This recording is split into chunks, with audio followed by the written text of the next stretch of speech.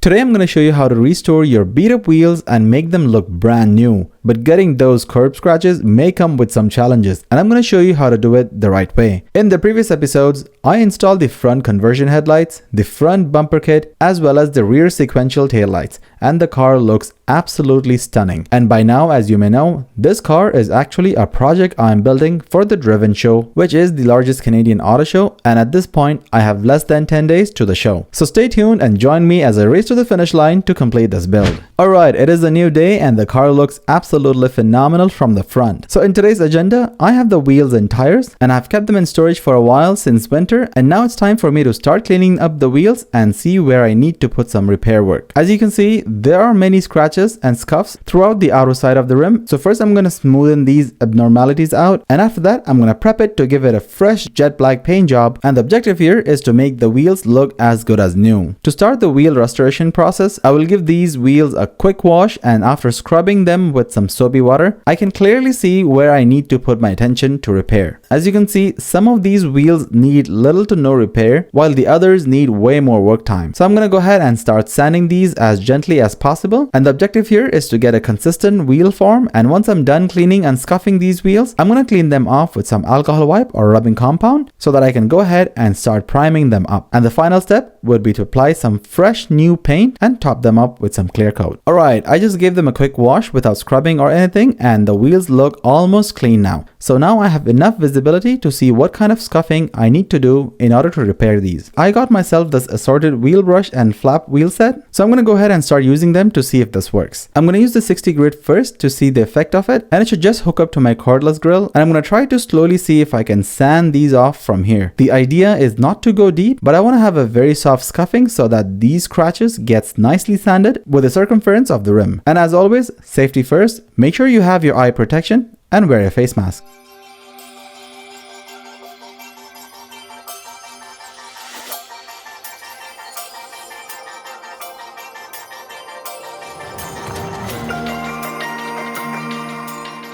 As you can see, it is starting to now look better. So this is almost starting to become smoothened out. So I started from here, I went all the way, and this is almost starting to smoothen out. I just have to put more attention here. So it used to look like this before. I'm gonna have to continue my way around from here to make it look smooth. As you can see, it will be much smoother, and then the new paint will cover up the minor remaining scuffs.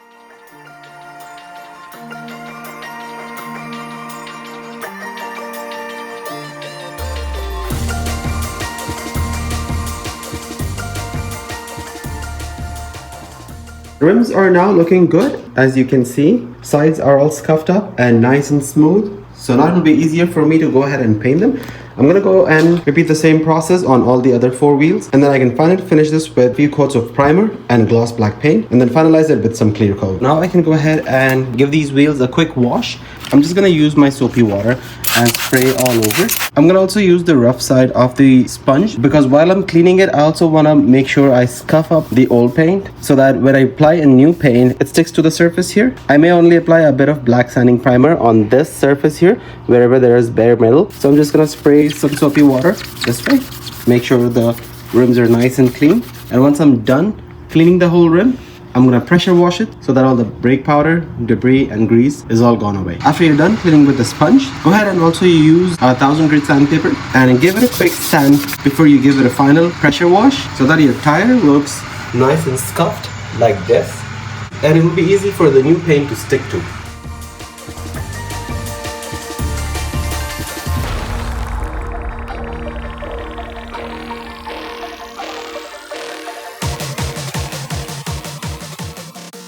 Alright, the wheels look absolutely dried up and they're all nice and scuffed.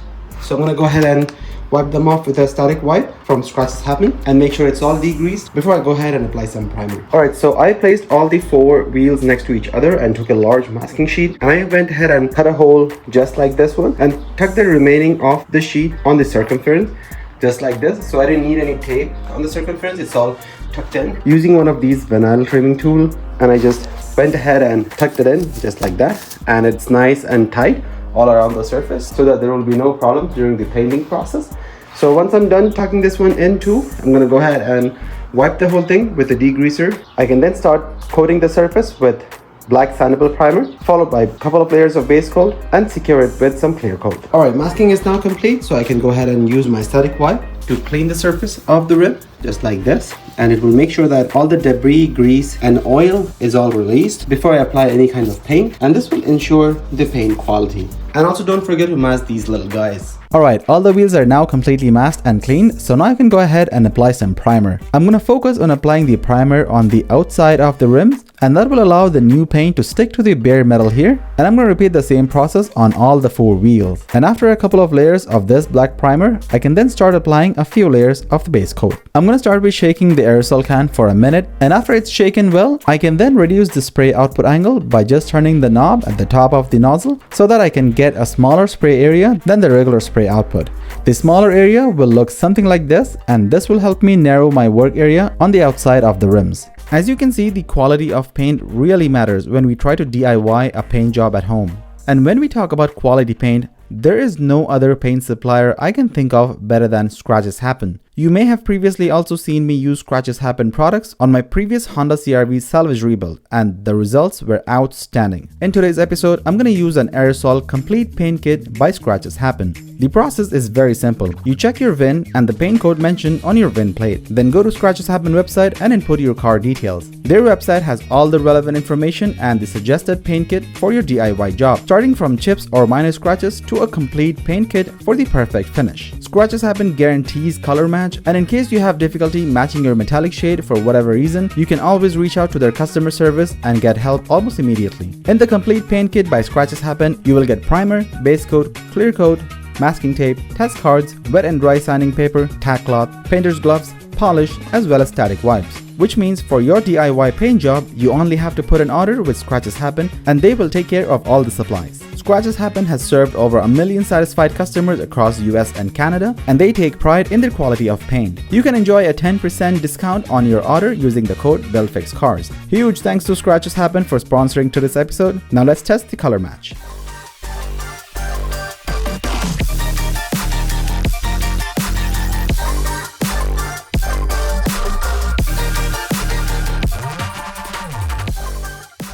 Alright, all the rims are now primed very good, so now I can grab my 1500 grit sandpaper and gently dry sand the rims. And that is because the primer is currently in a rough state, and before we start painting any base coat, we want to make sure that the primer is all smoothened out. So just take your 1500 grit and start gently sanding it. And I'm going to make sure that I don't apply too much pressure on the edges, otherwise it's going to remove all the material such as the primer and the paint. So I'm just going to dry sand as smoothly as possible just to get it all cleared up and smoothened down. And as you can see, the primed part is a very rough surface, and as I move my fingers on the right over the sanded portion, it's gonna be way smoother. Alright, the wheels are now sanded completely, so I'm gonna go ahead and use a lint-free tack cloth to wipe off excess dust, and it should go away with just a few wipes. Alright, the wheels looks nice and clean, and all the dust is removed. So now I can go ahead and use this jet black base coat paint for the wheels, and this is gonna be the sample color as you can see on its cap, and I'm really excited to see what the paint result is gonna look like. So let's get started with the first light base coat, followed by 2 to 3 medium to heavy layers of base coat. And I'm gonna wait for 30 minutes between each coat. Before I can start applying the paint, I need to shake the aerosol can for about a minute or two. And the way I'm gonna do it is by first applying the paint on the circumference of the rim very clearly. And after that, I will go straight on a zigzag manner this way. And this will make sure that all the small edges and areas of the rims are covered properly.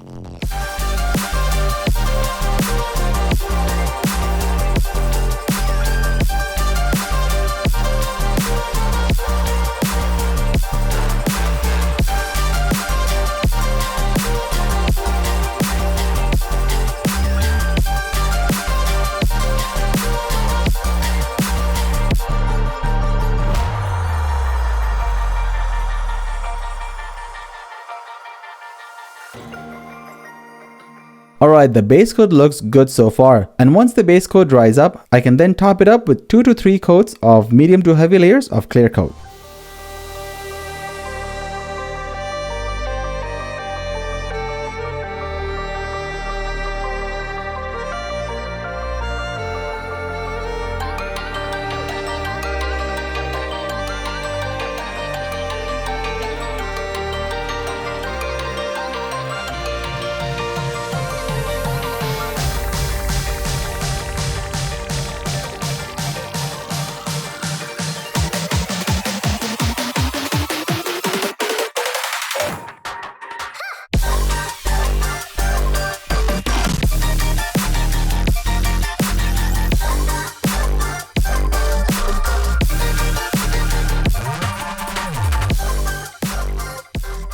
Check this out, the wheels looks brand new, and I definitely love the new gloss jet black on these 18-inch wheels. I am super happy with the results, and they're gonna completely change the look of my build. These wheels used to look like this before, and now it turned out way better than I imagined. Let me know what you guys think, how the wheels turned out, and in the next episode, I'm gonna install an aggressive ducktail spoiler to complement my rear end, so make sure you hit the thumbs up button, and don't forget to subscribe.